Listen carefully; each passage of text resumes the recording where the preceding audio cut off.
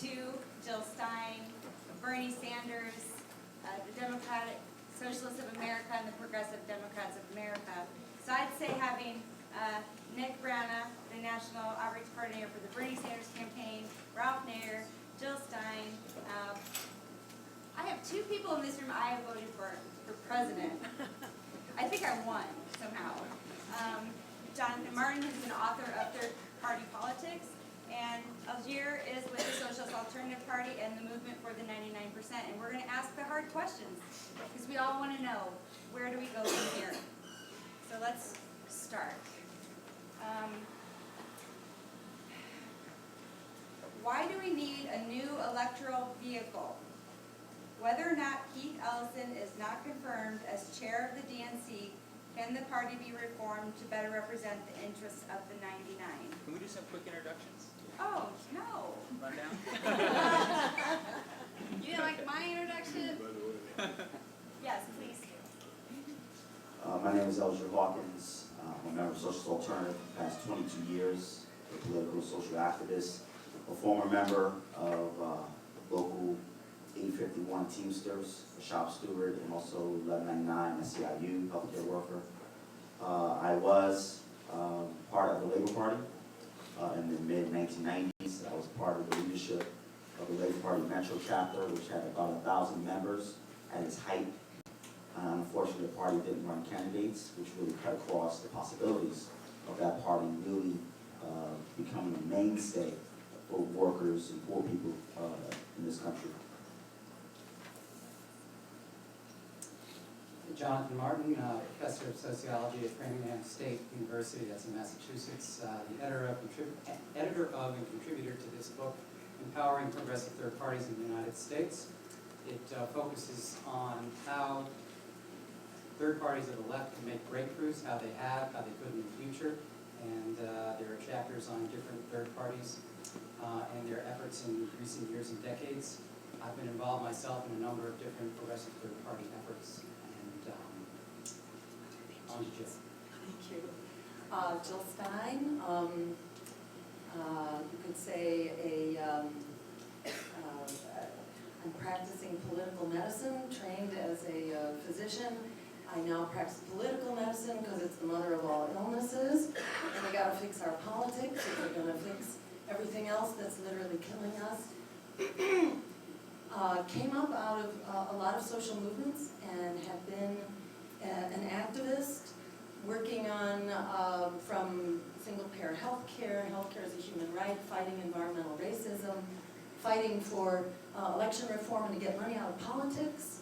And I became a confirmed Green when we passed campaign finance reform and got big money out of politics through a referendum in Massachusetts. And once we the people had gotten money out of politics, the Democratic legislature canceled the referendum and basically repealed the law and put big money back into politics. And for me, that confirmed that the change will not come through the existing predatory political parties. And that's how I came to go down this road.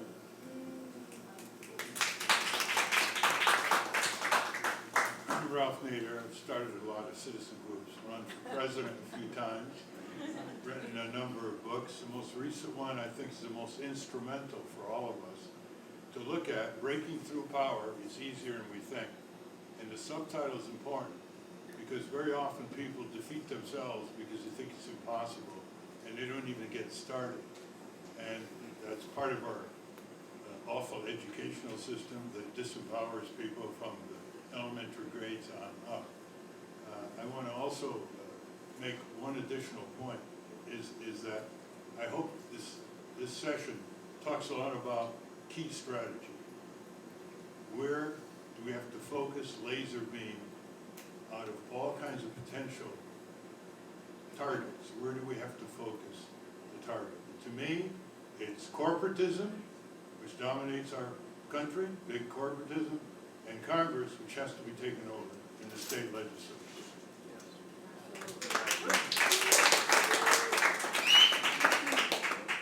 Who are these folks? Never met them. My name is Nick Brana. I was the National Sanders campaign. Did a lot of work with the superdelegates, party insiders, elites. And after that, I joined our Revolution as a founding member and electoral manager. And so now, my experience there taught me that the Democratic Party is not going to be a vehicle for progressive change. The superdelegates, party insiders that I worked with, those folks would rather lose than elect progressives. They would rather lose. They did it when the party abandoned George McGovern in '72, and they did it again when, against all the empirical evidence, they abandoned Bernie Sanders, who was the best hope against Donald Trump, who they themselves were secretly building up, as we found out later with the Piper strategy. So we need an independent alternative, and I'm honored to be sharing the panel with these folks who devoted so much of their lives to building precisely that.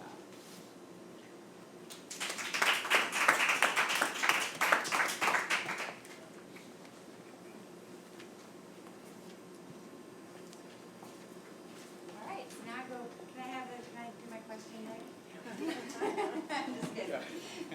All right, so we spent a lot of time last night writing these questions to really push you a little bit, okay? Not too much.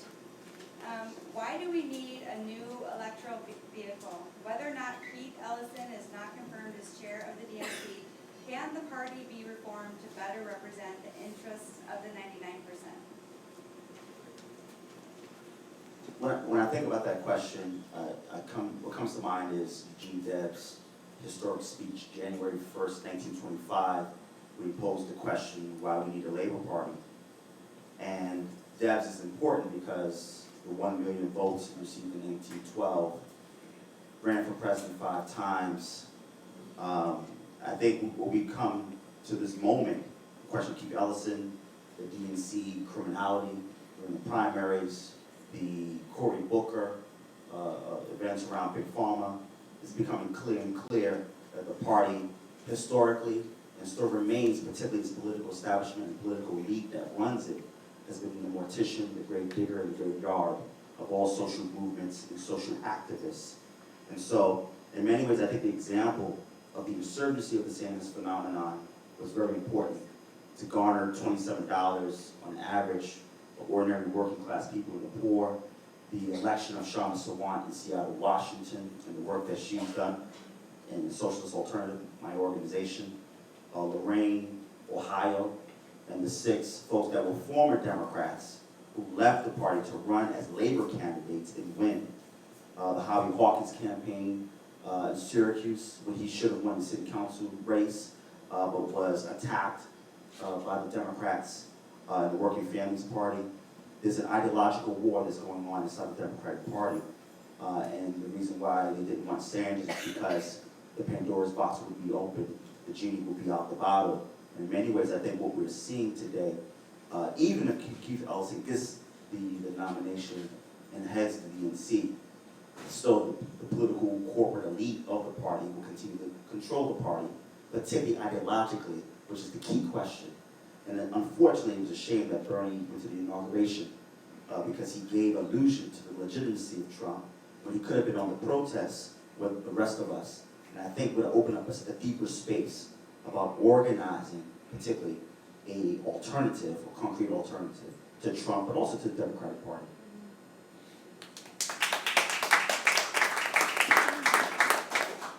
Well, I think others further down the table can say more about this, so I'll make my comments on this one brief.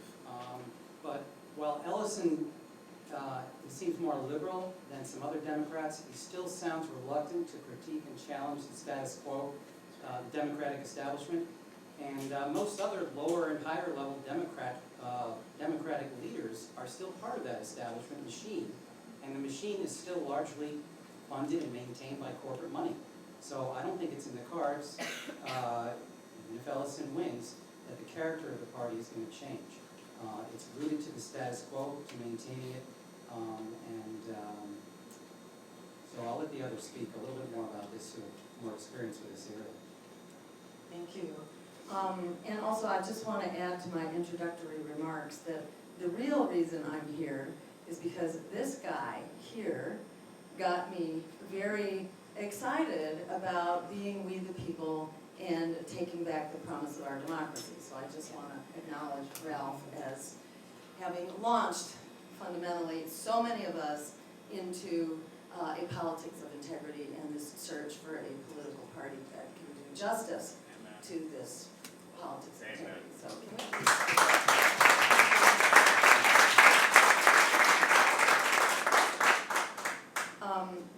and you know, I think people who are in this room pretty much get why why the future is not in the Democratic Party, and we all probably have our own stories to tell. So I feel like I'm already speaking to people who agree with this concept.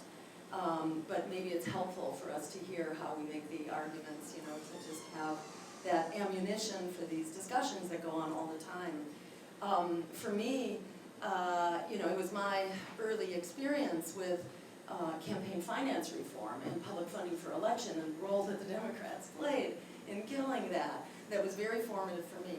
But more recently, Bernie Sanders' experience, I think, was really telling. It became so clear that you could not have a revolutionary campaign inside of a counter-revolutionary party. And what did the Berners not do right? You know, they went to the mat to do everything and beyond. And it was manipulation from the inside. It was all those things that were revealed by the emails that were so incredibly embarrassing, the DNC emails and Podesta's emails, about how the Democrats had encouraged their partners in the media to lift up these lunatic Republican candidates.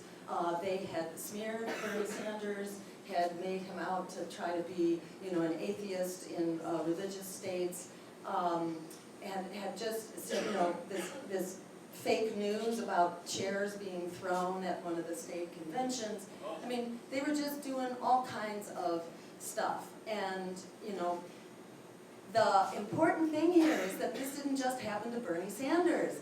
This is how the Democratic Party operates, which is what we were saying in our campaign from the start, that the Democrats have a thing called a kill switch, that they will lift up these compelling, principled candidates and use them to sort of corral people back into the party, and then they will sabotage that candidate.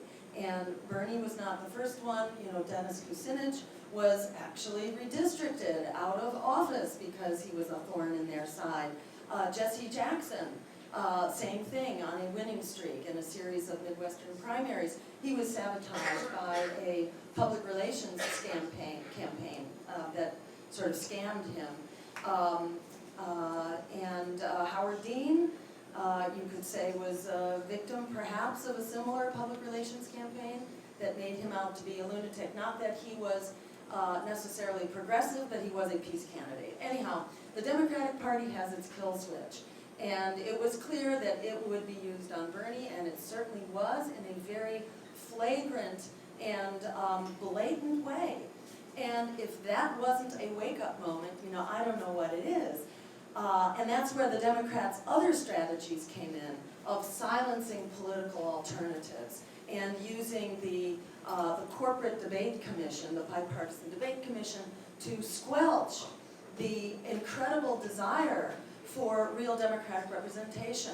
76% of people wanted to know who the other candidates were, wanted open debates. That was not possible. And then, of course, the fear campaigning and the smear campaigning that goes on in this two-party, first-past-the-post politics of fear.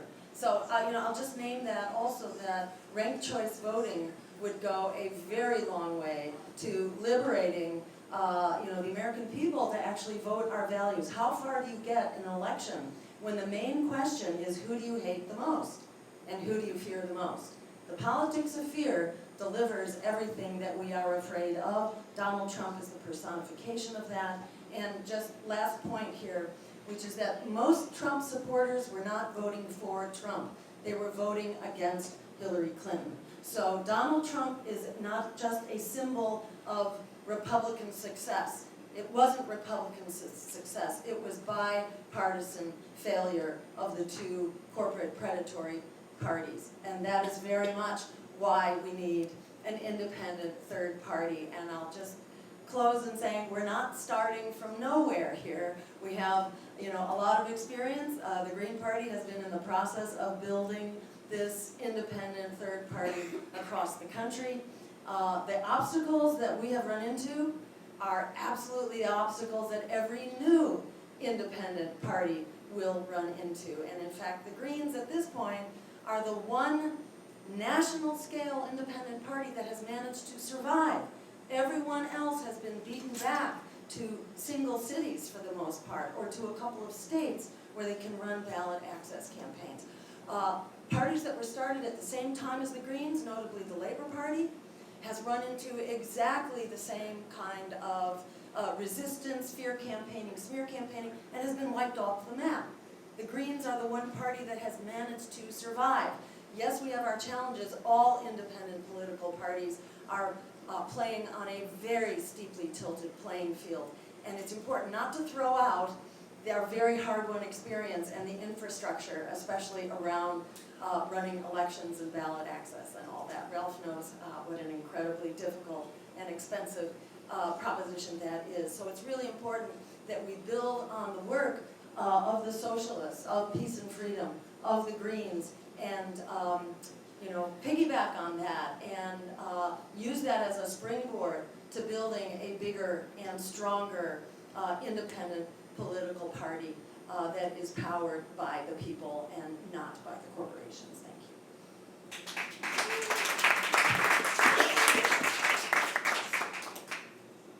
Well, thank you, everybody. Where do we start here? Let's start with civic motivation, because if you can't get people out, if they can't show up, and you all know how hard it is to get people to show up, they can't get to second base, and can't get around to home plate. So my experience is that if you are rejected, it's a more powerful motivator to come back than if you're excluded in the first place. So you want to put yourself in a position where you don't marginalize yourself. You enter the arenas of power that represent our so-called democratic institutions and have been taken over by corporations, corporatism, and have created a corporate state. You enter them between elections. So when we started the environmental and consumer movement, civil rights movement, it wasn't as an electoral force. It was between elections, hounding on various members of Congress. Some of them were quite responsive. Some of them took more pressure.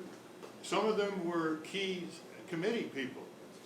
If you convince Senator Warren Magnuson, chairman of the Senate Commerce Committee, to pass a bill, that meant it's going to pass to the Senate, the seniority system. And others are incorrigible, and you couldn't get anywhere with it. But you got to eyeball them. You got to engage in laser lobbying by summoning them back home where you are. And so few people turn out these days that if you can credibly show a member of the House you've got 200 people in a public auditorium, that member will come. Especially if it's surrounded by an agenda that that member can't ignore, which has majority popular support in the district. And there's a lot of issues that do. Full Medicare for all, living wage, crack down on corporate crime, no more bailouts for crooked corporations, stronger civil liberties, civil rights, criminal justice reform. All these are supported in the polls and sometimes on the ground by conservatives and liberals, because they all bleed the same. They all get ripped off the same. They all get denied health care. They all have their kids breathing foul air or cruddy water. So having said that, I listened to the media panel. This is what happens when you marginalize yourself. Now, I don't want to question the good intention of the people who were preceded us here, but the people own the public airways. And if you automatically say that the public airways are controlled by corporate interests, and they got it all locked up, the FCC and the Congress, then here's what you've done metaphorically. The house that you, the people, own you've abandoned. And you're busy focusing on building a little shed a few miles down the road. But you see, if you make what we already own, the public lands, the public airways, trillions of dollars of government research and development, which built all these industries that brag that they did it, and they didn't. Aerospace, biotech, nanotech, computers, Silicon Valley, and so forth. All built with taxpayer research and development. If you don't start saying, hey, we own this already. We don't have to get a bill through Congress. We own it. It's our tax dollars. It's our public airways. It's our public lands. And we want to control it. That's right. Now, you don't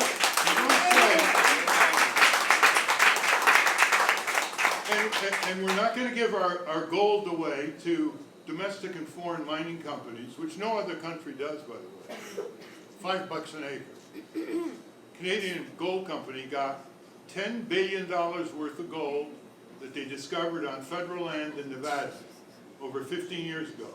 And you know, under federal law, here's what they had to do to get $10 billion of your gold. They paid $7,000. $5 an acre to buy the land above the gold mine. And then they give no royalties back to Uncle Sam or us. And then they left cyanide laced waste that we have to clean up because it's on federal land. And that's the story of the public lands. Timber, oil, gas, etc. Why are we giving it away? Because we don't even grow up knowing that we own it. The public airways, what does that mean? We want our own network. We want our own stations.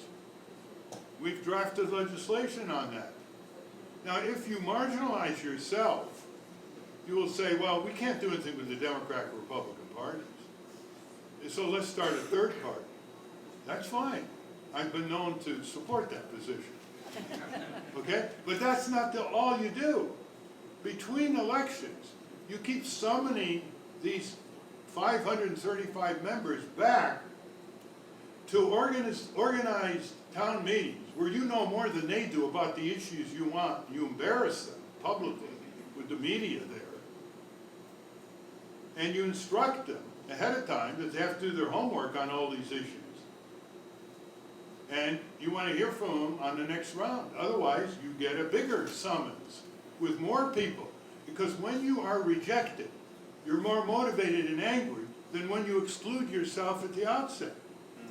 Now, when you build up pressure between elections, a variety of things can happen. Nothing can happen, and you get madder than possible, and other people who don't get mad because they've been sitting in that town meeting and getting disrespected. Or you start getting some allies in Congress to hold hearings. Or you actually get things through. And there was a time in the 60s and the early 70s when the progressive forces of this country could get almost any bill they wanted in the consumer, environmental, and parts of labor that they put forward. That may be astonishing. You may say, well, they didn't put enough big things, but by comparison with today, the whole framework of progressive lawmaking got a huge lift in the late 60s and the early 70s, including the Freedom of Information Act, including a whole variety of regulatory frameworks. It's between elections. We approached Senator Warren Magnuson in 1965.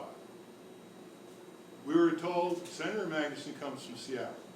He is the big business agent in the Senate. He's the go-to guy for the business lobbies.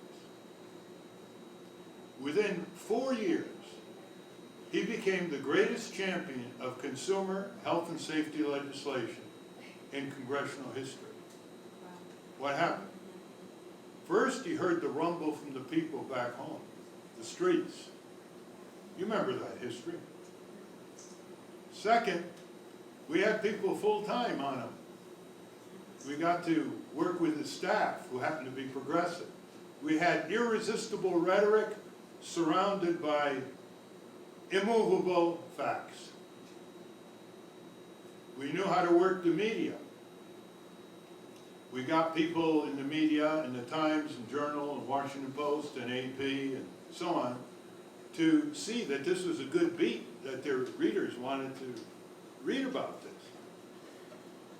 And then we maneuvered it day after day after day after day, no weekends.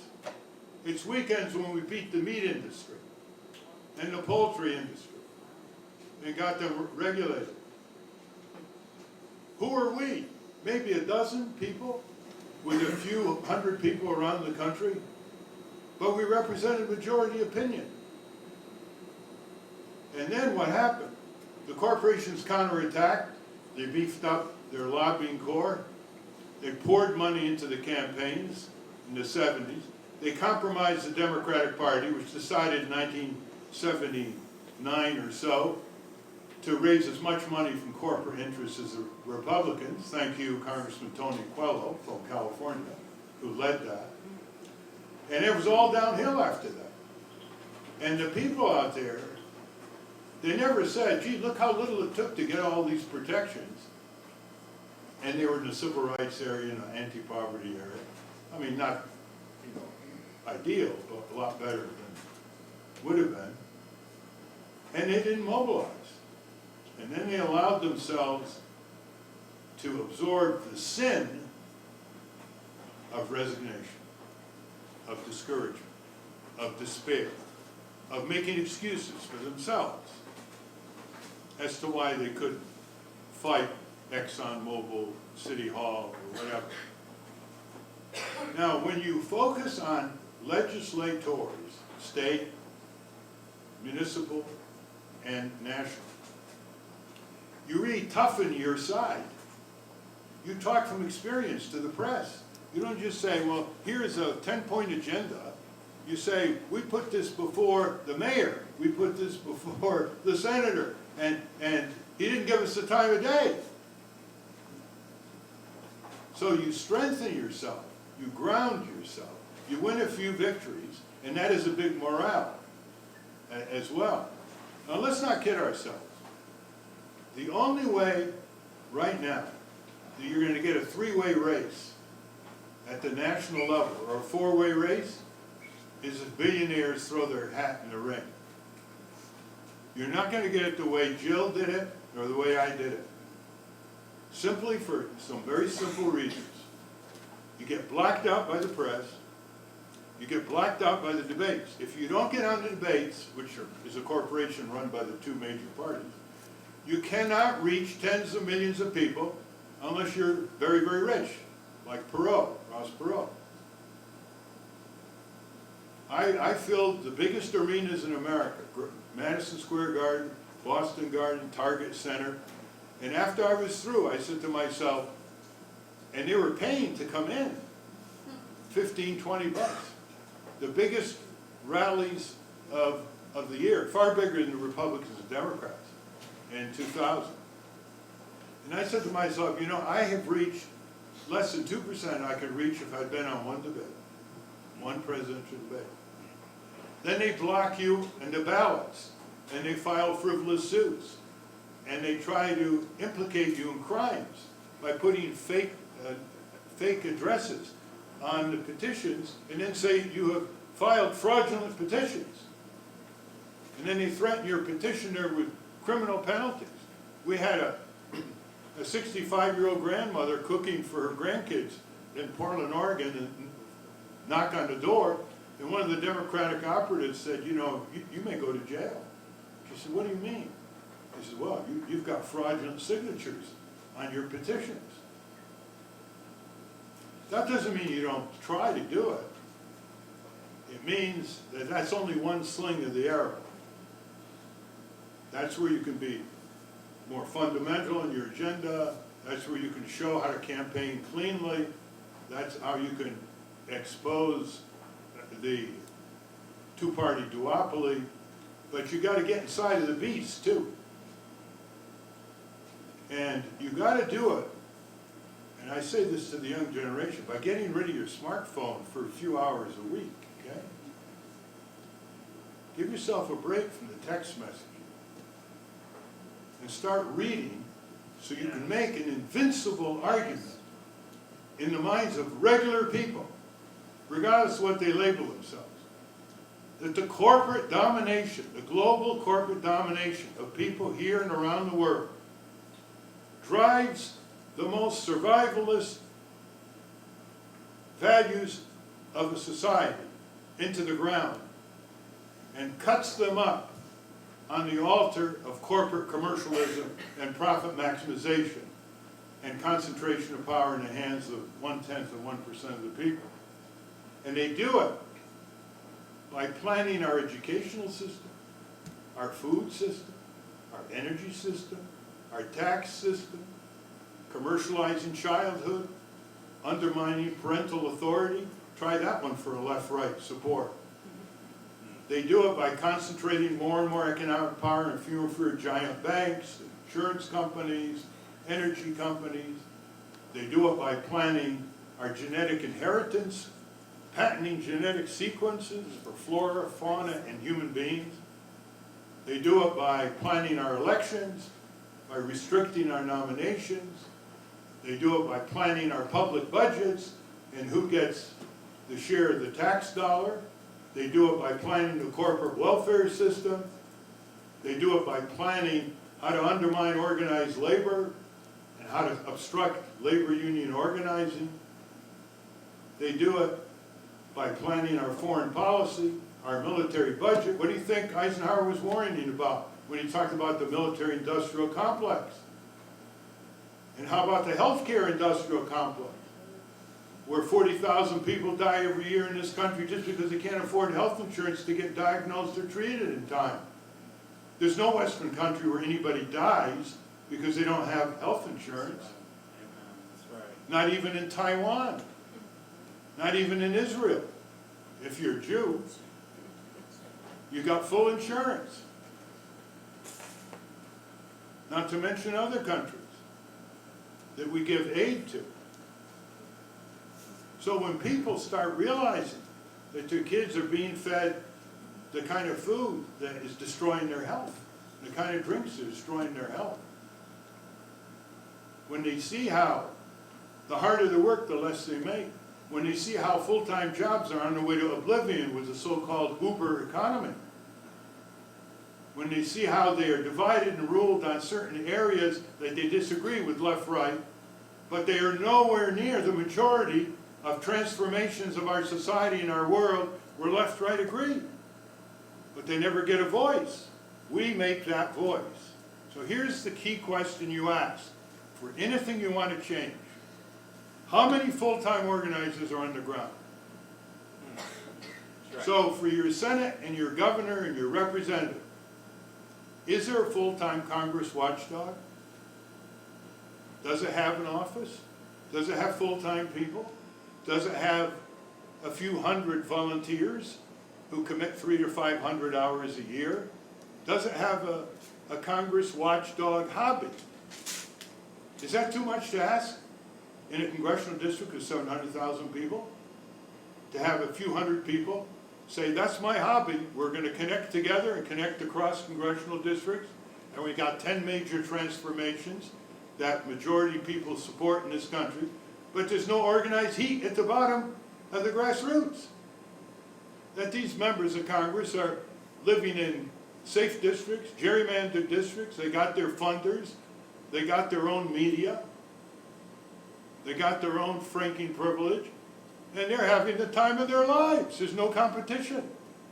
And now in California, as Jill knows, and a couple other states, they have a top 2 where third parties can't even go to November. So they're building this system that is easy to expose and topple, no matter what people label themselves as. They all have an essential sense of fair play, especially when you get down to where people work, live, and raise their families. The so-called ideological divides begin dissipating. We have seen that. All of us have seen that. But not if you stereotype people and say, these people are against abortion, they're against gun control, they're for school prayer, they want deregulation. Why should I even deal with them? Yuck! It's the yuck factor. But they agree with you on labor issues. They agree with you on pension issues. They agree with you on civil liberties issues. They agree with you on safe environment issues. They agree with you with rebuilding our schools and our public transit so they can get around, and our sewage and drinking water systems to create jobs that can't be exported.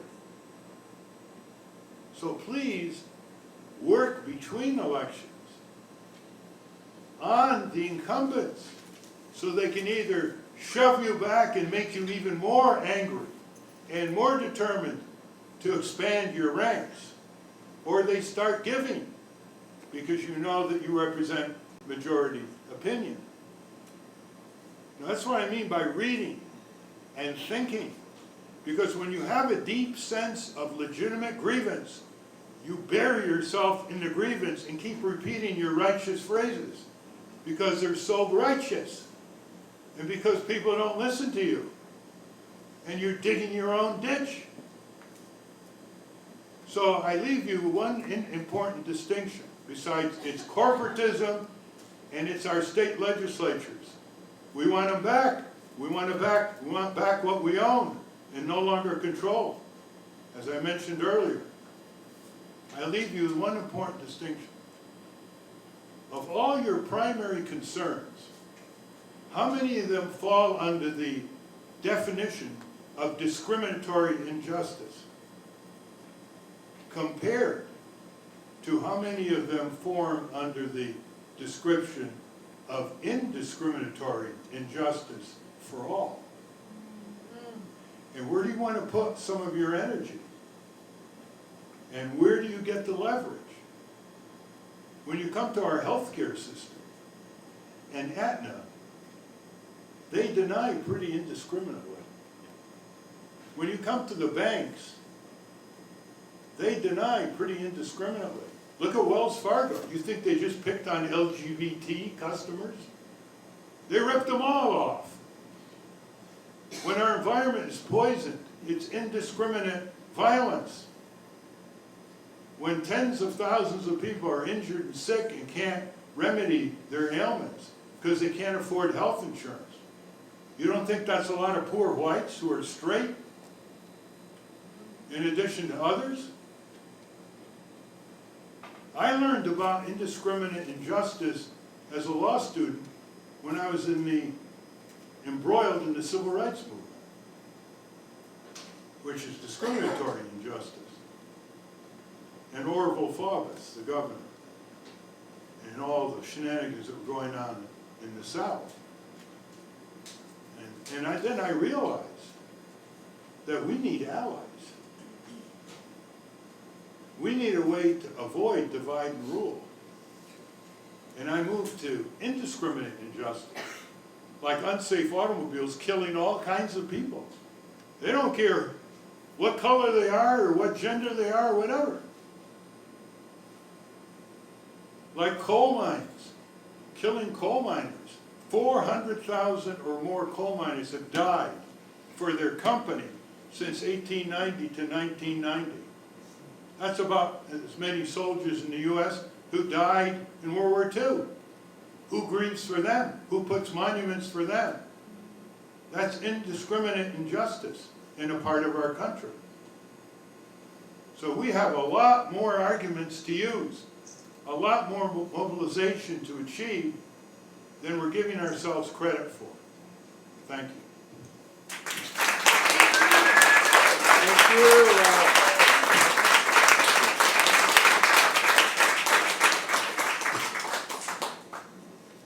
I wouldn't be here either were it not for Ralph's work, so thanks again, Ralph. It's just... Thank you, Ralph.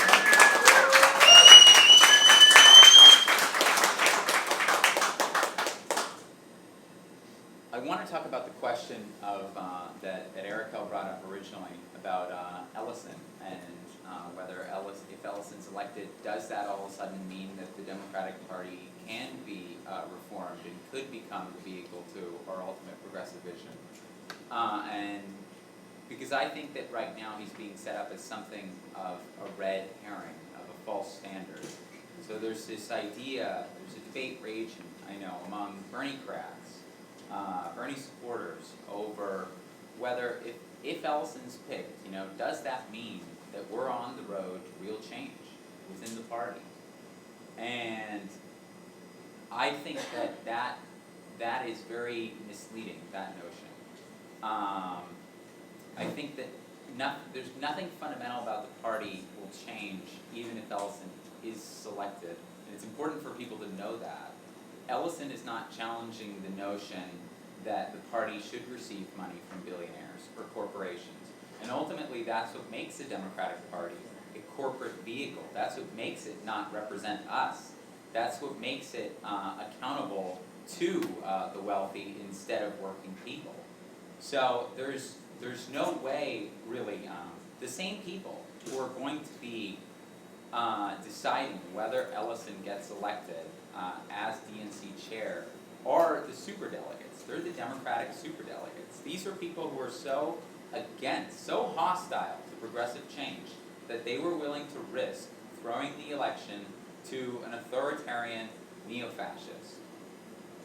They were that hostile. Those people will not select Ellison unless they feel like he is safe and he represents their interests and he will maintain their interest in the party. What makes you think he's even in the running? Yeah. I They've think already picked Perez. the reason that I think that is because in 2005, after Howard Dean ran his campaign, which inspired progressives, obviously not to the level as Bernie, but it was really inspiring progressives at that time. What did the party do afterwards, a year afterwards? They picked him DNC chair. They picked him DNC chair, and they took that energy, as Jill pointed out, they took that energy, that grassroots energy, and they funneled it back into the party, and they brought it back into the party. And look at Howard Dean now, Mr. Pharmaceutical Lobbyist. Because that's what the Democratic Party does to people. It's not about personalities here. That's something we need to understand. I'm not saying that Ellison's not a good person. I was working with him, with his office, at Our Revolution. I think he's great. I think he's fantastic. The problem is the mechanism, the party machine, and what it does to people. It's a machine that's designed to take people and spit them out as corporate kind of manifestations, as representatives of the billionaires. So it doesn't matter whether it was Ellison or someone else, whoever is in that position of leadership, that the chairman of the Democratic Party is going to be ultimately accountable to the DNC, the superdelegates, and to the donors. So what is it we've already seen what that results in? So Ellison has been, the superdelegates are unsure of whether Ellison's going to be able to raise the money necessary for the party. His primary function in the Democratic Party is fundraising.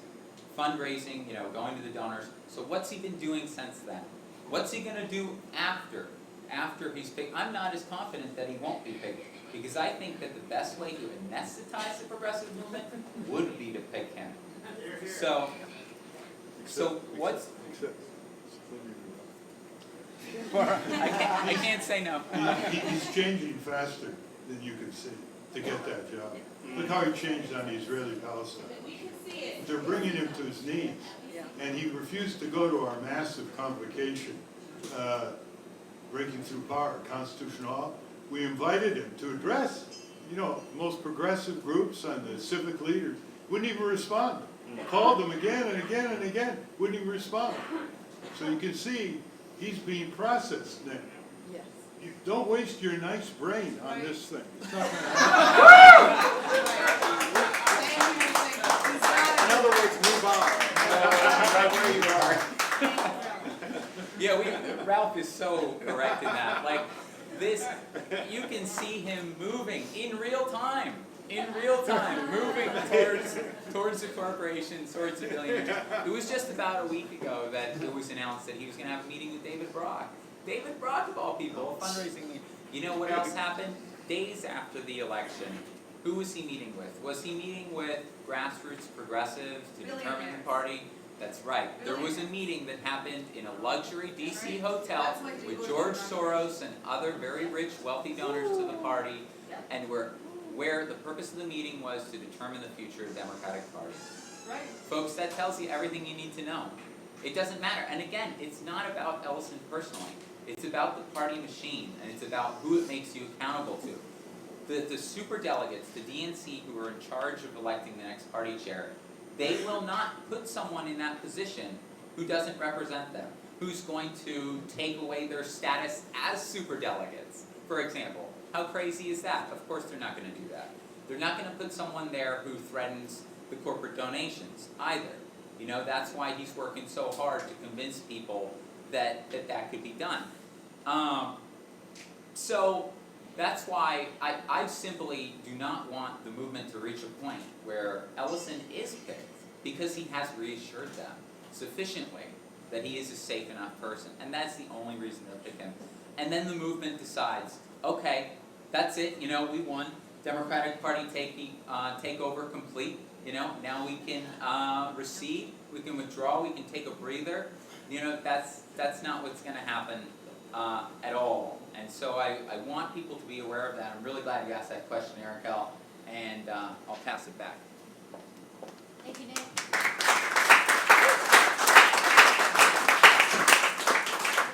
Okay. I might just go off, I'm gonna go rogue. Kind of like planning this. I go rogue sometimes. I think what we all want to know is, where do we go from here? And Americans are suffering. Our people are getting poorer. Our planet is dying. Oppression's getting worse. What do? It sounds very bleak. We love the Green Party, and we honor what you've done for decades to lead the way in independent politics. SA is doing fantastic in putting together activism with politics and socialism. PIP is a call for a coalition party. Nick thinks it has to be a brand new party. What do? We are the biggest voting bloc in this country. We are the progressives, we are the independents, we outnumber them all. So can you tell me, how do we unite to impact change?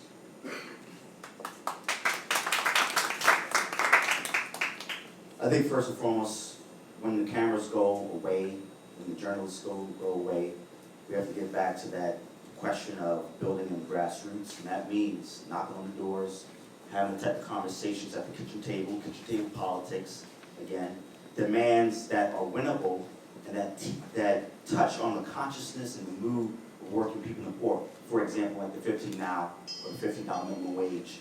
The question wasn't about the dollar sign per se, but it was a question about power. And what does political power look like?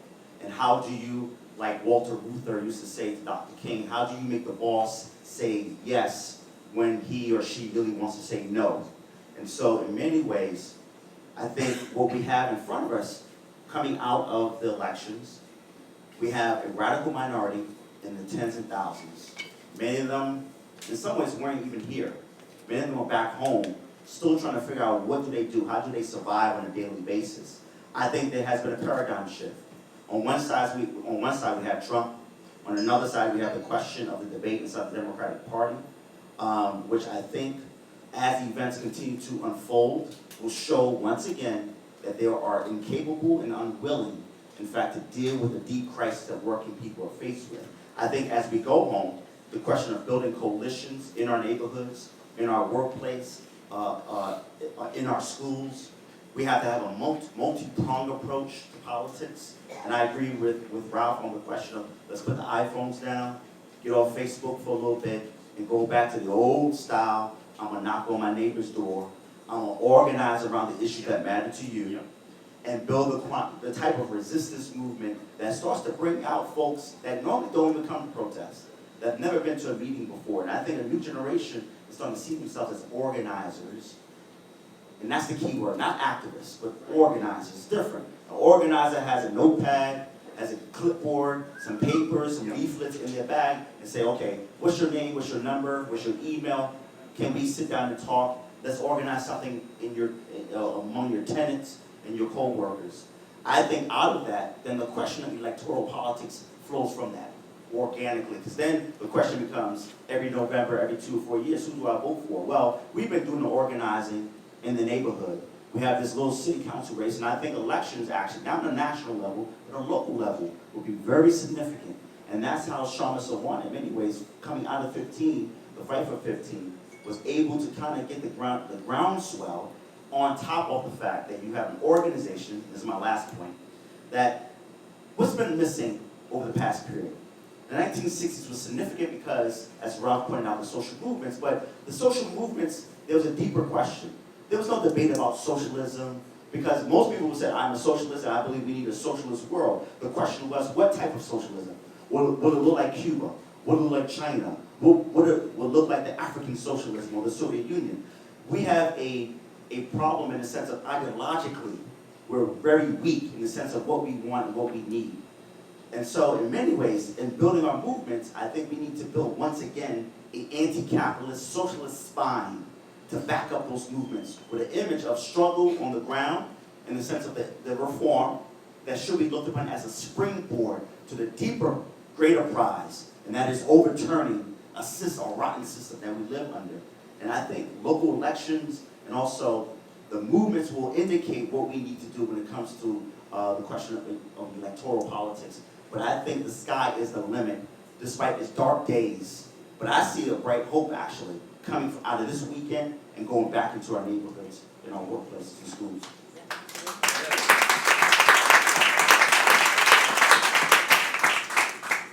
I'll say a couple of things about this. The call for this summit focused on how do we build a coalition, electoral vehicle, or party for the 99%. And well, one of the biggest challenges to building any kind of progressive third party is this sense of perceived powerlessness in the population. I think that's one of the biggest obstacles, more important than a lot of the institutional obstacles. Now, polls show that a majority of Americans support many progressive policies, want a third-party alternative, but they really don't think it's possible. That's the biggest obstacle, I feel. If people had more of a sense of hope, I think we'd see a lot of things happening that we can't imagine right now. So I think it's incumbent on us to demonstrate more often that it is possible, to puncture that spell, and thereby we could build more of a critical mass of support for these kind of efforts. Now, it was just mentioned local elections. I think they're important because we have to demonstrate that we can win or come close to winning and do a lot better than is generally expected. That can give people a sense of hope. And it's easier to do it on a local level. I'm not saying that higher level elections aren't important in some ways. You know, Ralph's campaign, for example, did a lot to build the Green Party. Many people don't know that. Jill's campaign has stimulated some activism on the local level. But on the local level, making those breakthroughs is really critical. They're very inspiring. They can happen. We have the Vermont Progressives who now have more people in the legislature than they've had before. They kind of worked their way up to that. The Greens in Richmond, California, elected a mayor who made some very substantial, helped make some very substantial changes there in the last decade. The Socialist Alternative in Seattle has elected a very influential city councilor who was critical in getting a $15 an hour minimum wage passed, and that started to spread to other parts of the country. We can make a lot more of an impact than the sheer number of our offices suggest. And also, in terms of affecting the Democratic Party, I have serious doubts about whether it can be reformed from within. But if you can build a credible threat from the outside, and not a huge number of offices, if they're afraid that they might lose power in the future, that might be something that would get them to respond. Maybe not, maybe the only alternative is to replace them. But either way, whether you want to influence them or build something else that can exercise power, you have to build something from the outside. Now, having said that, the value, sorry I'm going on here, but I didn't take much time on the other questions, so I'll take the liberty to do that, but I'll try to be quick. Building a coalition among these groups that support some kind of independent, progressive electoral effort. I think that's important because to be unified is to present a more cohesive face on the political scene. Then you're taken more seriously. Talking about powerlessness, your scene is more powerful if you have more groups aligned with one another The media will pay more attention to you, the public at large will, sympathetic advocacy groups, potential candidates, left-leaning celebrities. They'll all take us more seriously if don't appear to be so fragmented. We can get more attention, resources, members, better candidates to make those kind of breakthroughs. And we can also work on some projects more efficiently if we work together. Maybe gaining some form of collective ballot access. Progressive Independent Party has talked about that. Working together on ranked choice voting referendums, clean election laws, court rulings to open up the debates. If we all work together, we can do those things more efficiently. So I think there's a very strong argument to be made on the part of forming some kind of a progressive third-party coalition and winning more local offices, presenting a more cohesive face, and working more efficiently on behalf of our common goals.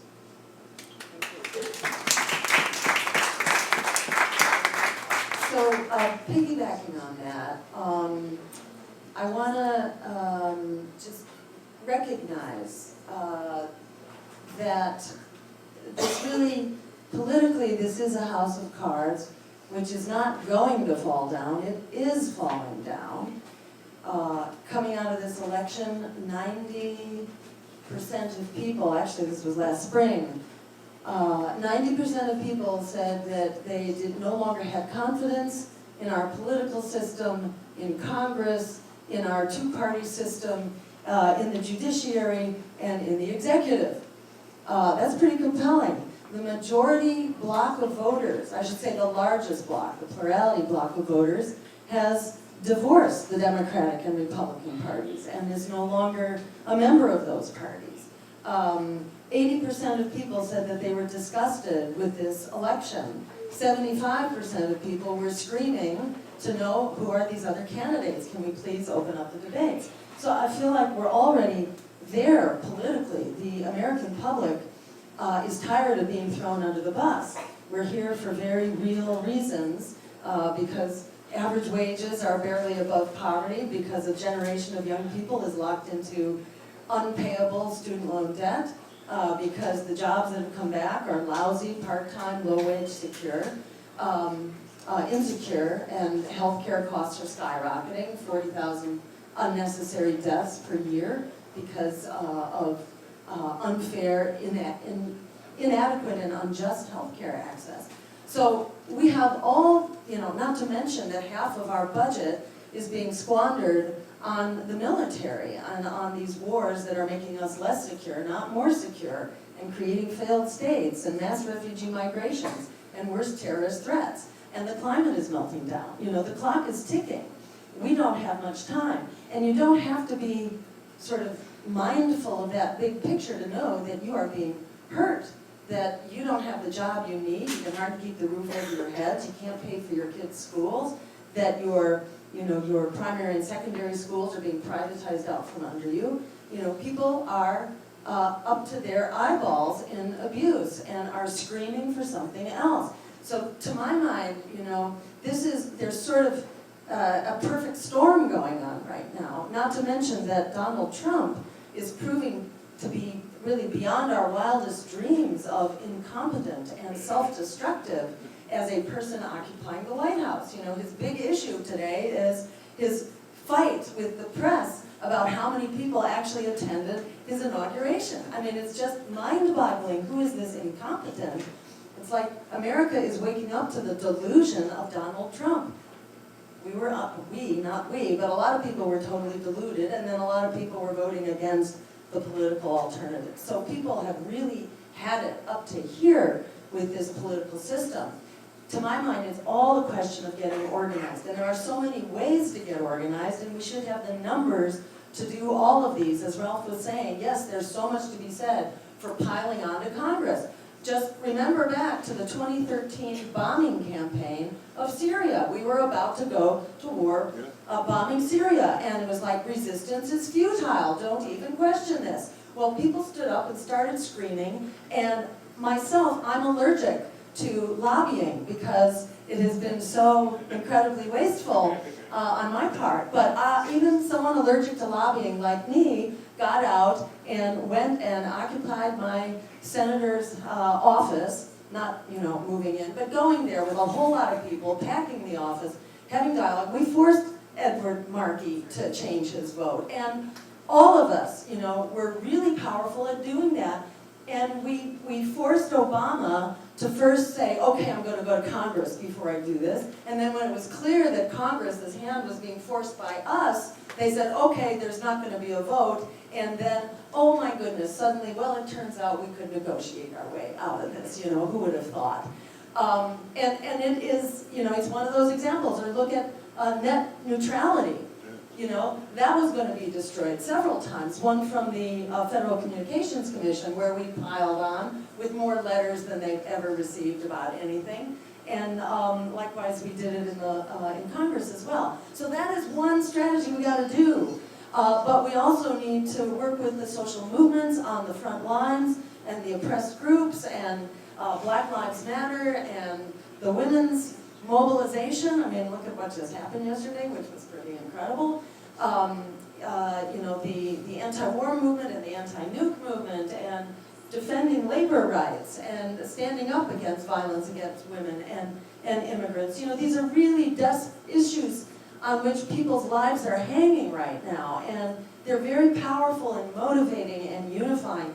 And we need to be there working on the issues. I think all of that is really kind of, we're already on the same page about this long list of stuff we got to do.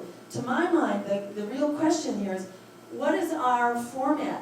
What brings us together? How do we get the different, how do we all get into orbit together?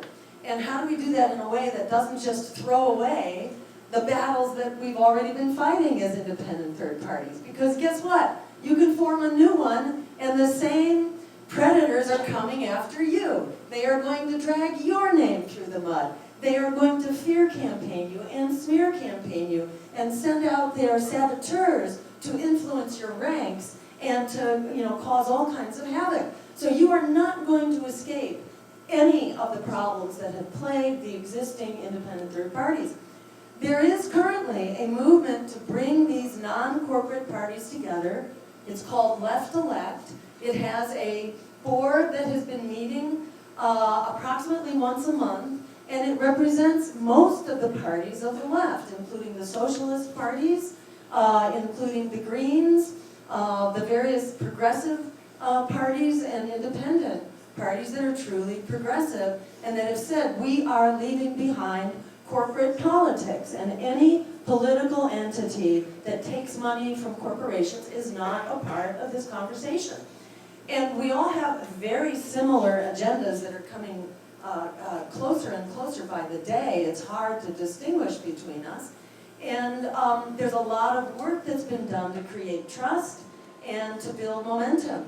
And I think that is where the Progressive Independent Party should go, because it's a lot of work to develop a national infrastructure for ballot access. The Green Party actually came out of this election with tripling our vote and with more existing ballot access in more states than we've ever had before in coming out of an election.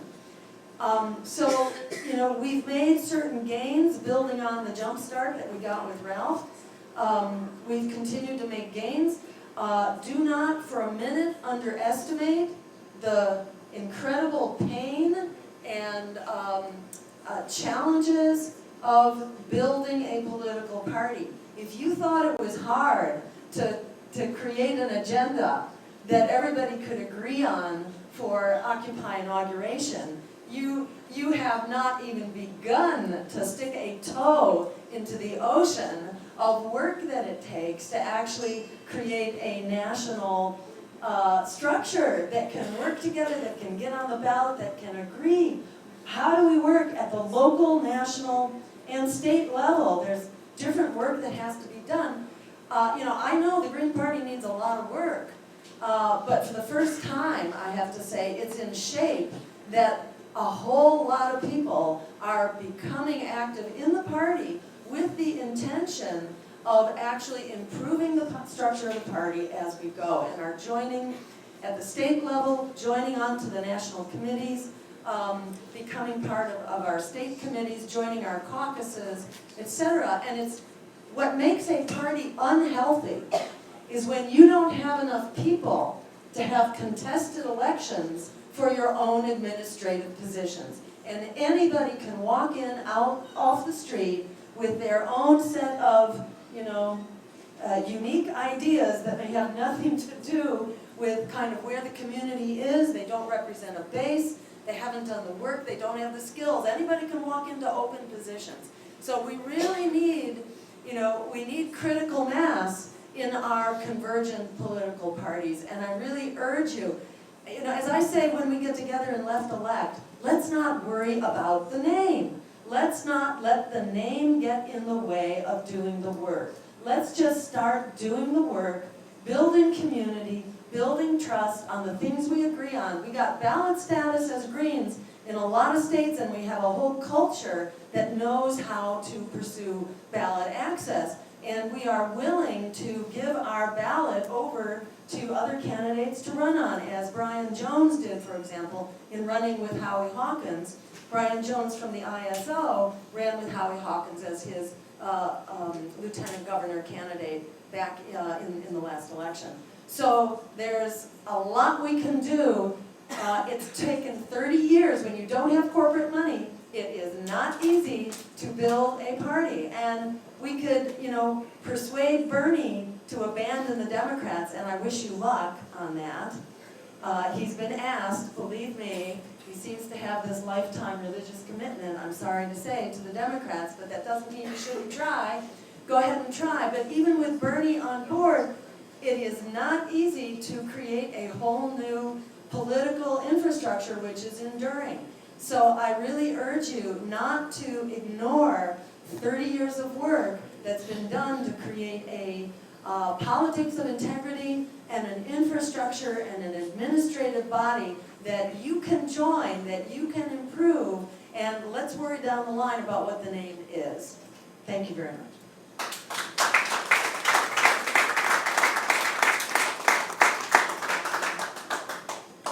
Okay, let's get back between elections and answer to your question. What you do between elections is look, first you learn from history that far less than 1% of the people can turn around a legislature on an issue that's well documented and has majority opinion support. Even at the peak of the civil rights movement, there never was more than 1% of the people involved in full-time action, part-time action, and even marches. Now, 1% of the people is like 2.5 million people right now, adults. Now, look at the victories recently. You have the net neutrality. Kevin Zeese and Margaret Flowers are here. It's embarrassing how little citizen power it took and how few emails and demonstrations in front of the FCC and documented reports to preserve net neutrality against the broadcast lobby, which is pretty powerful, it broadcasts in these legislative districts. Trans-Pacific Partnership. When we started, the drive on that was considered very uphill. They'd already gotten through NAFTA under Clinton, World Trade Organization, narrowly. And that was defeated really before Trump came out against it, because the votes weren't there in the House of Representatives. It's embarrassing to narrate how few hours it took and how few people it took to get that done. Let me give you a contemporary metaphor. Fewer than the number of hours that the American people will spend watching the Super Bowl in 2 weeks. Far fewer. Good documentation, good justification, and visiting people on the Hill. Next one was the $15 fight. Do you have an idea how few people pulled that one off? A few city council people, a few state legislators, maybe 50,000 workers picketing a few hours over time, Walmart, McDonald's getting good media, and some advocacy groups, including ours, who kept documenting it one way or another, and SEIU putting in a few $1 million for the buses and the publicity. And some activists. Huh? And some activists. Yeah, of course, activists. active. That's what the people who are picketing and writing about it. But it's fewer than the number of people who live in New Britain, Connecticut.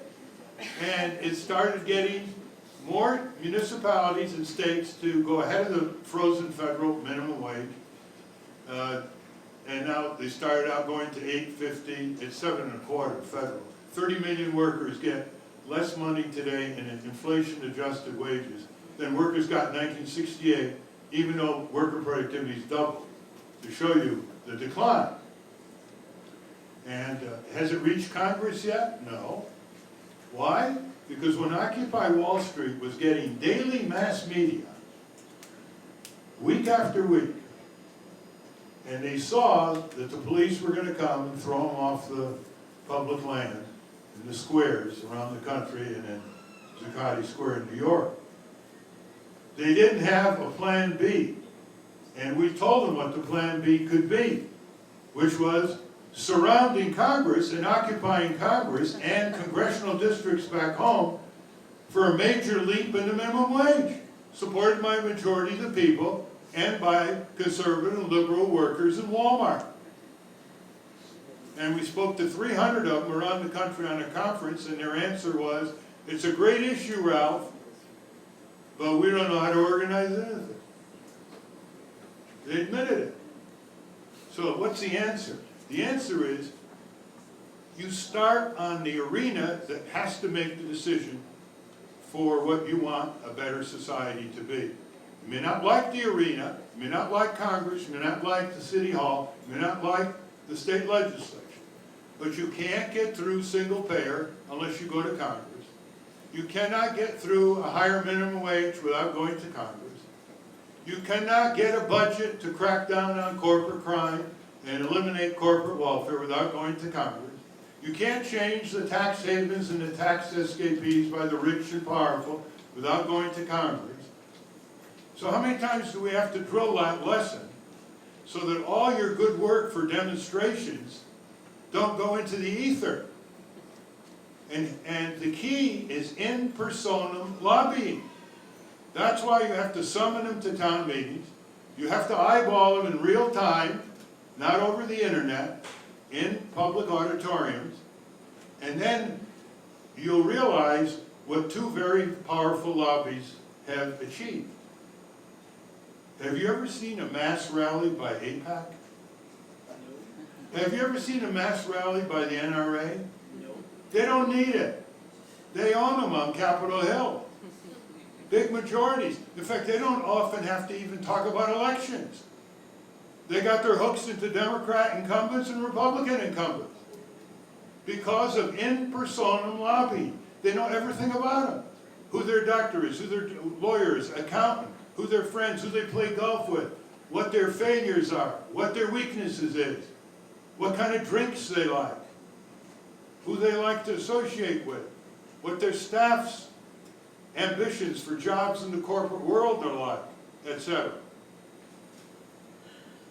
That's where we have to get to. In personam, eyeball lobbying. They cannot stare you down when you do the following. You give them a summons for a town meeting in congressional districts all over the country. It doesn't take more than a few hundred people to pull this off, by the way. And every congressional district has experts, as Jill has learned. It's amazing. They come out. You want a law expert, you get a law professor.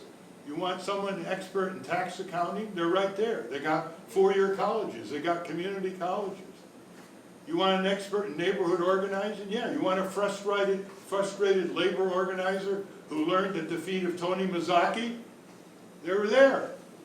They're all over the place, begging to get out into the arena in an organized fashion. All right, so you say you're coming to a town meeting and the subject is full Medicare for all, everybody in, nobody out, free choice of doctor and hospital, coming in at half the price per capita that we're paying today, with millions of people uncovered and with millions of people undercovered, as Jill knows so well.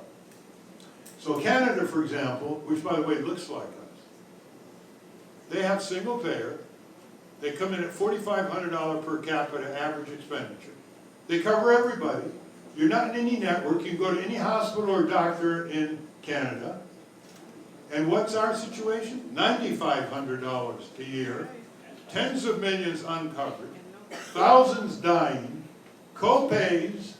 Most people don't know they're in the insurance industry, whether they like it or not. It's called co-pay. Huge deductibles, unbelievable complexity, ravaging bills nobody can understand, and code, that take up endless time and anxiety. Okay, so you make this case. You say, all right, Senator, all right, Representative, here it is. Here are the materials, we want you to do your homework. And you're coming within 2 months at a mutual date at a good public auditorium. And here's what we're going to cover. Now, to show you the decadence of the Democratic Party, when they talk about health care, it's all Obamacare, right? They're backing up on Obamacare.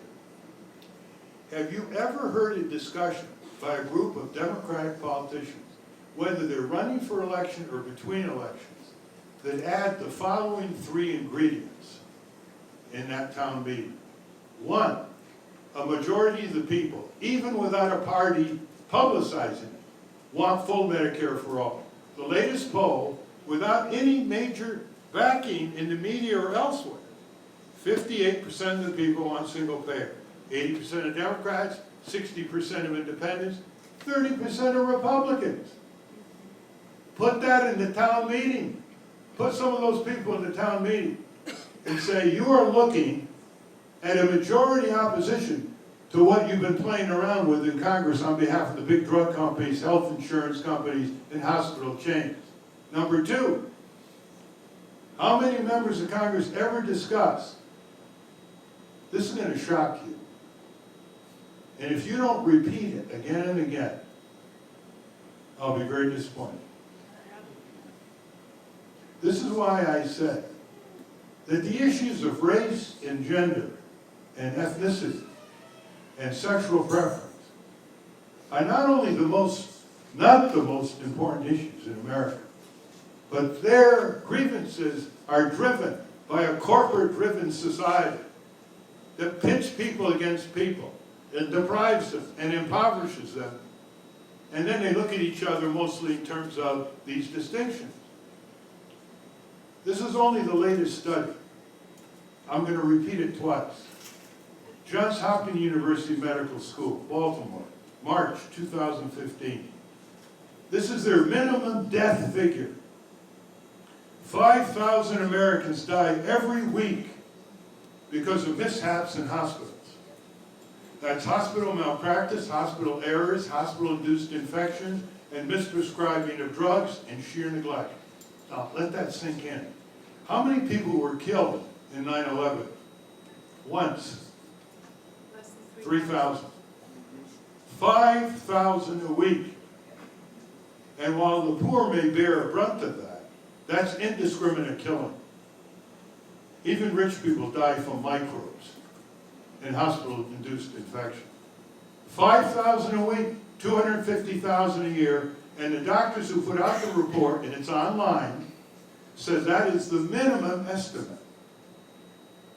And it's never discussed in the campaigns. Hillary didn't discuss it. Of course, Trump didn't discuss it. None of the local candidates. Jill discussed it. Kevin Zeese and Margaret Flowers discussed it.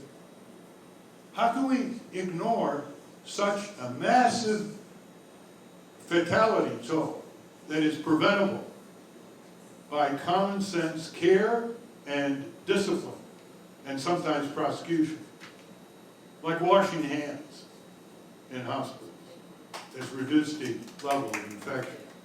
Number 3, never discussed. According to the General Accounting Office in 1992, by the way, anybody ever tells you a fact, you say, what's your source? That way you can knock out a lot of bumblebee ideals. According to the Government Accountability Office, and repeatedly documented by the leading expert at Harvard University, Malcolm Sparrow, of how billings are designed for fraud in the healthcare industry. His most conservative estimate is that 10% of all expenditure in healthcare, it's $3.4 trillion this year, goes down the drain due to billing fraud and abuse. You know what that is? That's $340 billion a year. Corporate crime. 60 billion of that is ripping off Medicare by crooked doctors, hospitals, etc.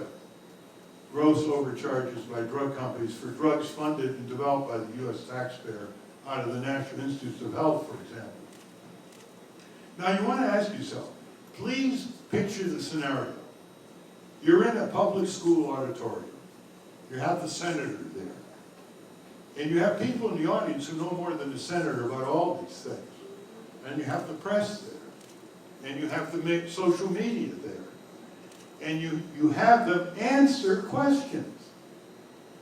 They are sitting in the front row. You are up on the stage. How many of those experiences can they possibly endure before they start either shaping up or shipping out? We have to diversify our arguments. We have to use the documented studies that get one-day notice in the press, and then we never repeat them as progressives. Last thing, and I want to emphasize this.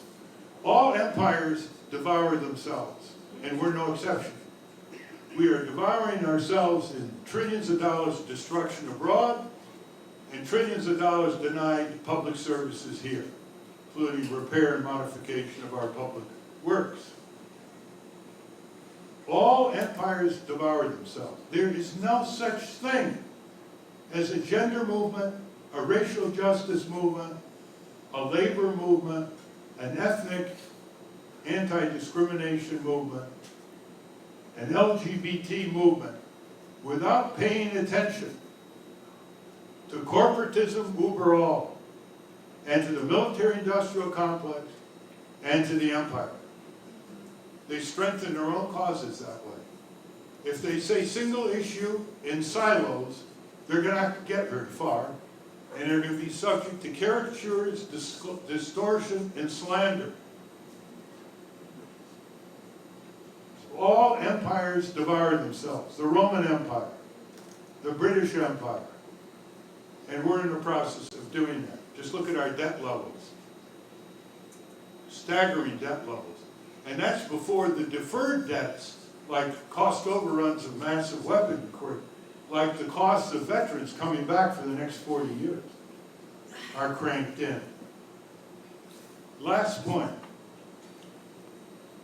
Shall we sing it together? Every major justice movement in America started with a fraction of 1%. Rosa Parks, 6 women in upstate New York, sit-down strikes in Flint, Warren, Michigan. Every major justice movement starts with a handful of people who don't make excuses for themselves, who don't say that it's impossible, who don't say que sera, sera. And here's the rub. The victory ends with less than 1% of the activists on the front lines. It ends with less than 1%. So ask yourself, and that's what this book is about. Ask yourself, go to breakingthroughpower.org and see these great civic action groups and leaders, many of whom you know. They're begging for you to get them to 1/10 of 1% in congressional districts. Begging you. Mike Jacobson, nutrition champion, with a handful of people, 40 years ago, hired him out of MIT, PhD, head of the Center for Science and Public Interest. He revolutionized nutrition in this country. He threw the fast food industry on the defensive. But he needs help. They always counterattack. He has food day all over the country. Great graphic materials that grab people, kids, school lunches. He can't get 0.1% of the people out. So he no longer has food debt. So in localities, we pass out $2 bills. You know why we pass out $2 bills? Because one side of the $2 bill is the picture of the men who signed the Declaration of Independence on July 4th, 1776. And under the $2 bill, magnified on the store windows, we have a little message. I know, they're all white males, some of them had slaves, but they believed they were signing their death warrant by King George III. And underneath the $2 bill is, aren't you glad these people showed up? Isn't it time for you to show up? And when you're just aiming for a fraction of 1%, making these watchdog groups their main civic hobby, for heaven's sake, do you know what people spend on their hobby? 300, 400, 500 hours a year, $500. So we make Congress watchdogs. Our civic hobby, for a few hundred people in every congressional district, I can guarantee you, dramatic changes. I've often said, you always have to end with a little humor. If we had 1/10 of the number of serious bird watchers in this country watching Congress, it would be a transformation. We would have a Congress of by and for the people, where the corporations become our servants, not our masters, and where the reverberations down to the state and local level of what is possible with a few people representing facts, norms, values, and majority opinion can accomplish. Thank you.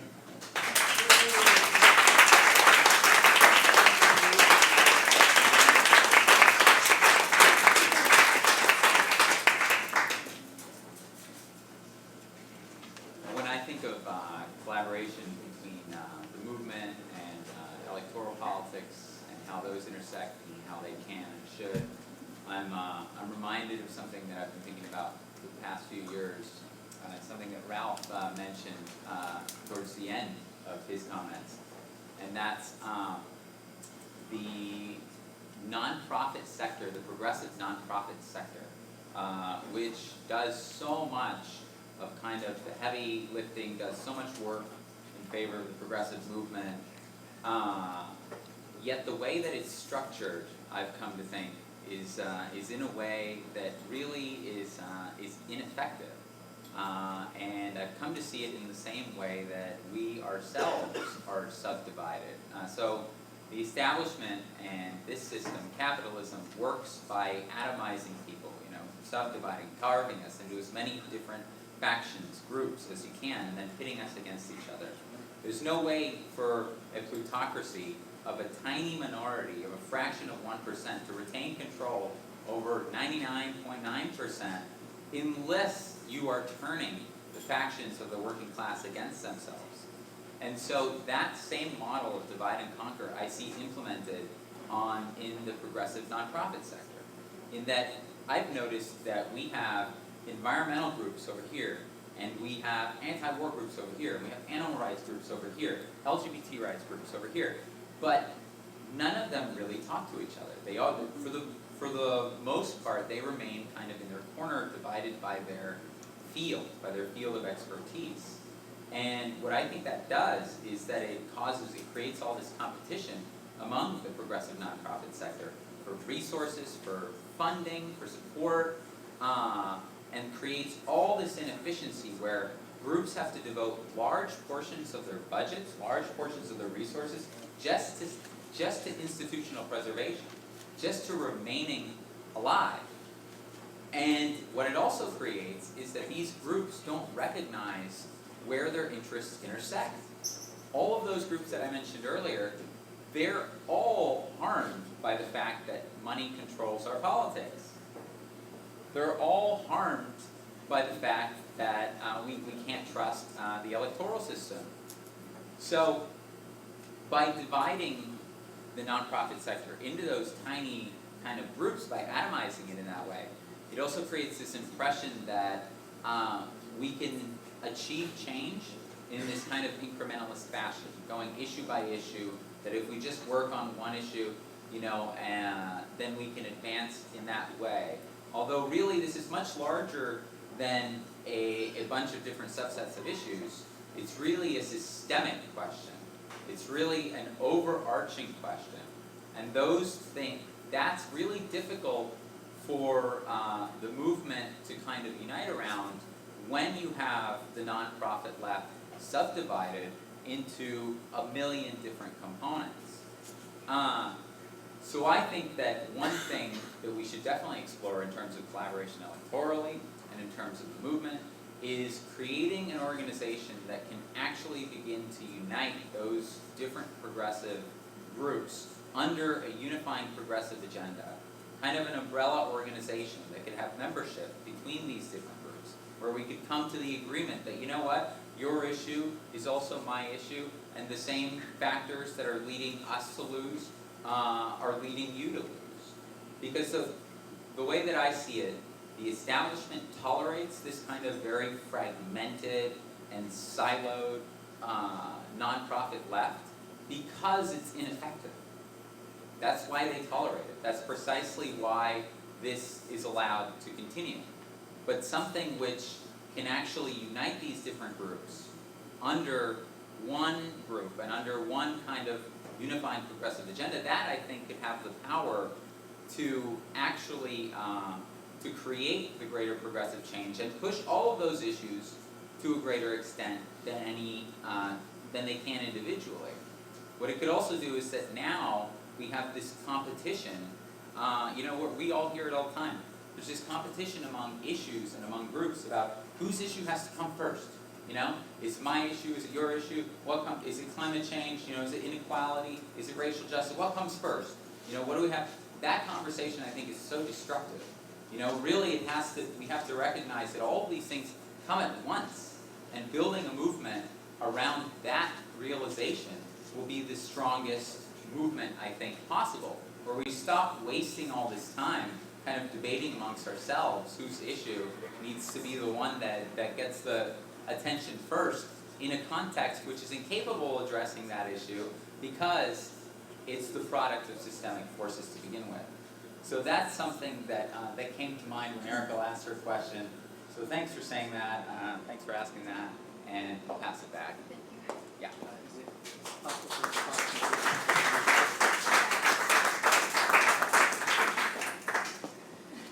Okay, I have 15 seconds to respond, but just in terms of building a coalition and Okay, 30 seconds. No. I don't think the Green Party needs to be threatened by the existence of other parties. I'm a member of the Green Party. I also am involved in support other third-party efforts. But I believe that there's a huge demand out there for some kind of an alternative, and I think there are enough potential actors for all of us.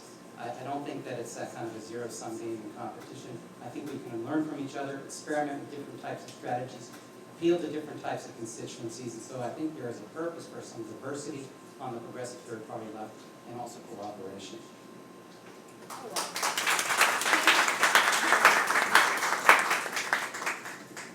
Were you really done, Jonathan?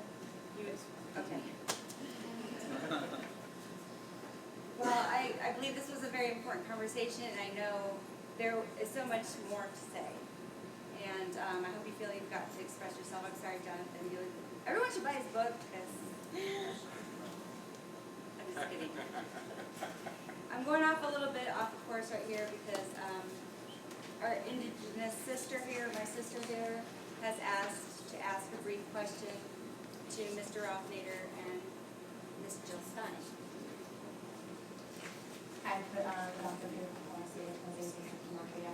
I'm Allison Renville. I'm from Standing Rock, North Dakota, and I wanted to ask you, Mr. Nader, as someone who hasn't necessarily been as vocal in Standing Rock just yet, how do you, as an established leader in the Progressive Party, how do you plan on getting more involved and encouraging more involvement now that we're at this intersection where we have the opportunity to unite all of these movements all at one time in one action when it comes to when it comes to what can potentially happen next, Dr. Stein has, obviously, I invited her to Standing Rock, actually, so I mean, I'm really glad she was able to come and show up, and, it's, how do you, as someone who's already been here in this movement, how do you plan and hope to establish, and Dr. Stein, you as well, how do you hope to establish that connection in drawing us all together and making it more possible for us to not only work together, but continue this unity and move forward into the next 4 years where the people in this room, I wholeheartedly believe that we're going to be able to pick the next leader. But, when it comes to nonpartisan leagues and things like that, what exactly are your plans with what's going to be up next for this movement? Both of you. Well, I think the pipeline struggle could be a really seminal movement for a lot of reasons, and I do so having been aware of the history of what we used to call American Indian oppression. I went through the Sioux Reservation and many other reservations in 1955, and I couldn't believe what I saw.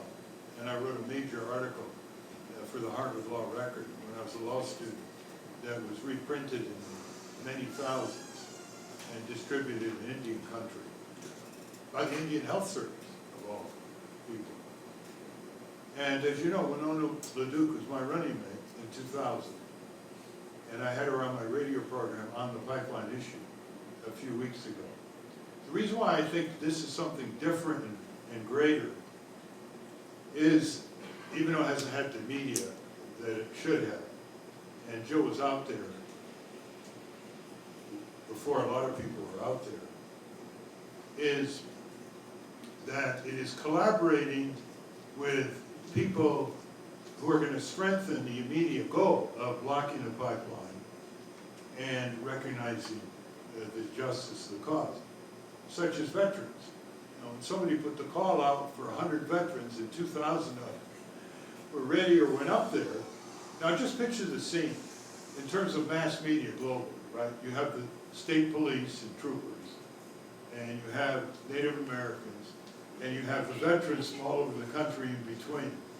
Do you really think that Trump is going to give the order to attack? Can I tell you guys about something what's going on is that there's legislation on the floor in North Dakota right now to make it completely illegal for you to cover your face. I know. But you see, the more they behave that way, the more the boomerang occurs. So you are at a level of global media boomerang. And so, you've come a long way without my advice. You've got terrific leaders, young leaders coming up, people coming from past fights, Wounded Knee and Senator James Aberesk and others. So we will try to give you as much coverage as possible, but you're breaking new ground, and I think it's going to spread to the Western Hemisphere, because as you know, you have Native people from all over countries who have come there, and this is one of the great galvanizing events, and that's why events sometimes are more important to develop than sitting around pondering coalitions or strategies, because the events induce the coalition around reality. Oftentimes, coalitions are just a letterhead, and everybody wants to band together, but they don't provide any new resources or new full-time people, because they're all overwhelmed with their own agenda. This one is something that bears close watching, and we certainly stand ready to help. It's not like we're not absorbed in other issues, right? But we stand ready to help. Thank you, Ralph. Well said, and I'll just piggyback on that to say this really is, this is kind of the issue of our time. It's really sort of a hallmark issue. It is what we are struggling with, and it is where we come together. Because what's happening at Standing Rock is, it's a struggle really in every dimension of our lives. It's a struggle for human and indigenous rights. It is a struggle to protect our climate and our air. It's a struggle to protect our water. It is a struggle to protect our democracy. and our rights to protest for redress of grievances. You know, it's a struggle against a very predatory police state. So, you know, it's all of those things, and it really contains, I think, the desperation of our moment and the courage of our indigenous leaders at Standing Rock is the courage that we all need. This is a struggle that is coming to all of our communities if it's not already there. The struggle for, you know, water and clean air and against pipeline pollution and all that, and against the police state and an abusive surveillance police force. All of these things, you know, are happening to all of us. Standing Rock is not different, except that it's where we are standing together, and it's where we are standing up, and it's where the courage is winning the day. And I think we all benefit, you know, all of our lives are on the line at Standing Rock. And it is so compelling, and everything that we can do to go there, be there, provide material support, it really is, you know, the pivotal issue of this hour right now. So I just thank you so much. And, you know, it's another example of, to my mind, you know, I don't live in the nonprofit world because the nonprofit world will not deal with independent political parties. We are taken off the agenda. We are prevented from getting to the microphone at the climate events. We are excluded, even though we may be the truest representation of those issues. We independent political parties are not legitimate in their eyes, and their job is to silence us. Even majoritarian positions, and even the positions that they represent. So I don't live in that universe, but I would say outside of that universe, in the world of grassroots activism, it's all about intersectionality. And it's all about kind of the logic we're being taught in our lives, that it is not a choice between people and the planet and our democracy. It's not picking your issue. We need all of these issues. You know, it's all of it, not a piece of it, if we are going to get out of here alive. And that is really just lifted up and made so clear by the struggle at Standing Rock, and the sense of community when you go there, and the feeling that, you know, we are all part of this struggle, wherever you're coming from. And the wisdom of the indigenous leaders. Last night we did an event with Chase Iron Eyes, who just said so beautifully how we are all in this fight together. And in his view, the predator here, the predatory forces are not just capitalism of the last couple hundred years, but rather the point at which we separated from nature and sort of began to control and degrade nature rather than being a part of nature. And I mention that just to say how welcoming and unifying the indigenous vision is, how much we all have to learn from it. And, you know, thank you so much for standing up at this time that all of us really are at the brink. You know, we are all at the brink right now. The clock is ticking. This is a Hail Mary moment for all of us, as it is at Standing Rock. So we thank you for your leadership. This is the time for us to come together.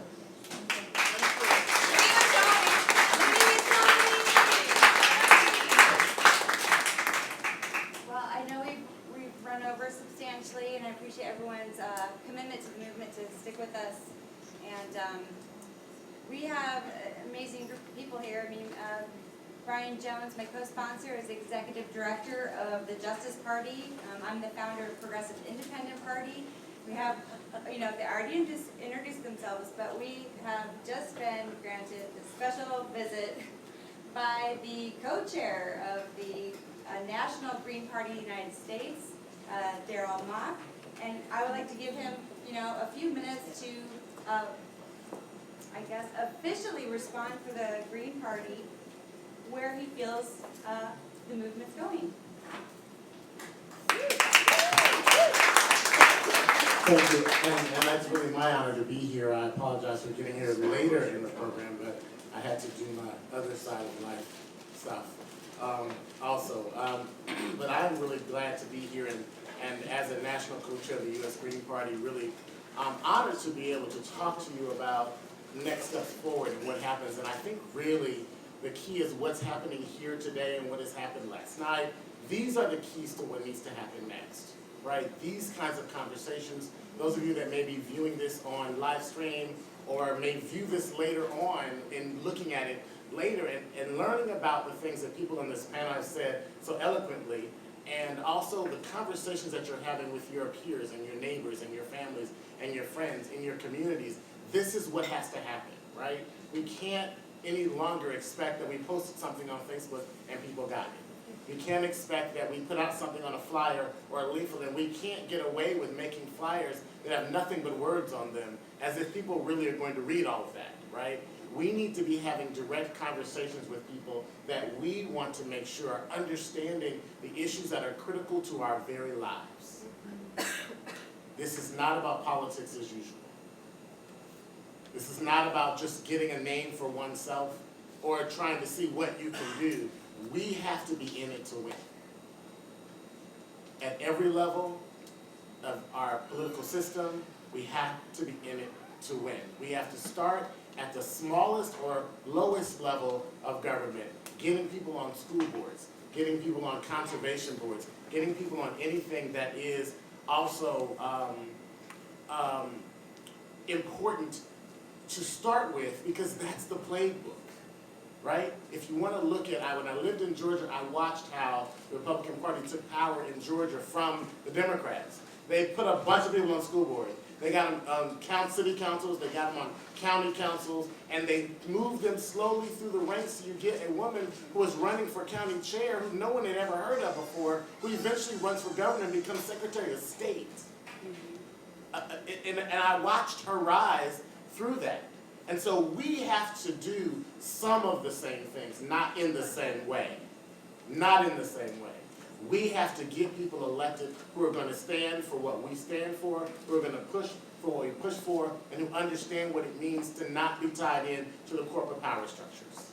We have to be sure that we are getting people who are going to fight every day just like you do. So maybe those people are you.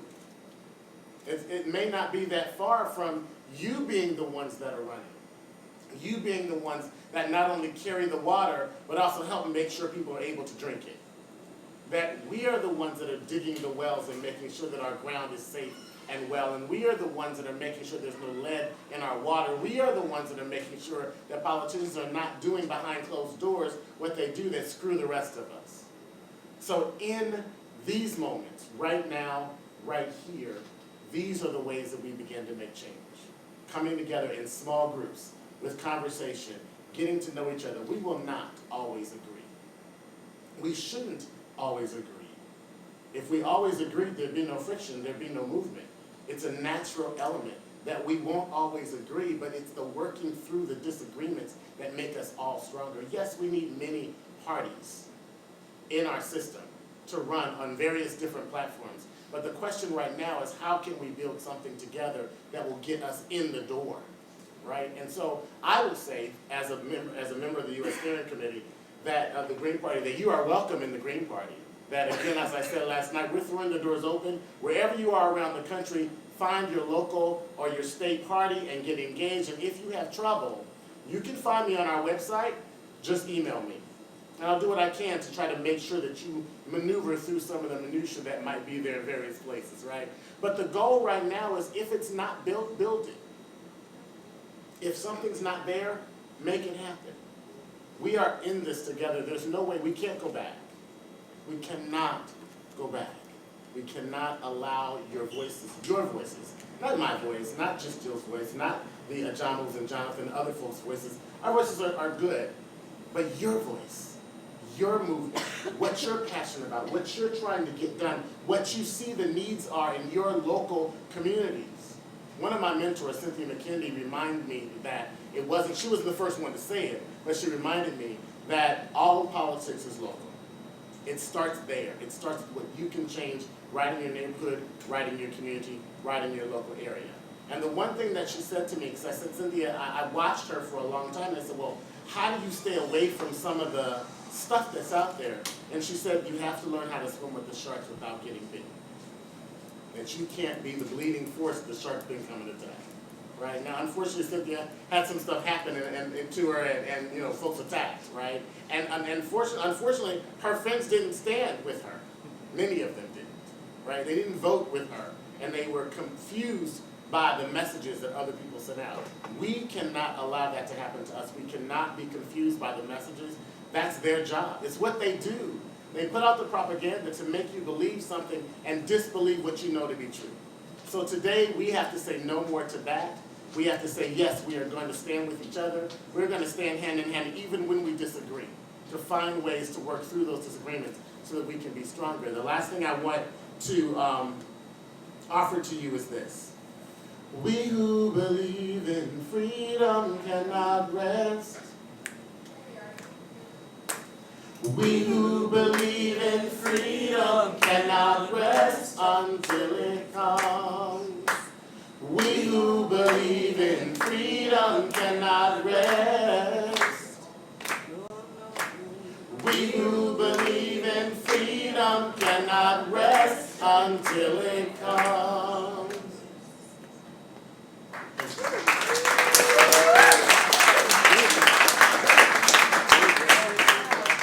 Can we all stand up and give this panel a round of applause, please?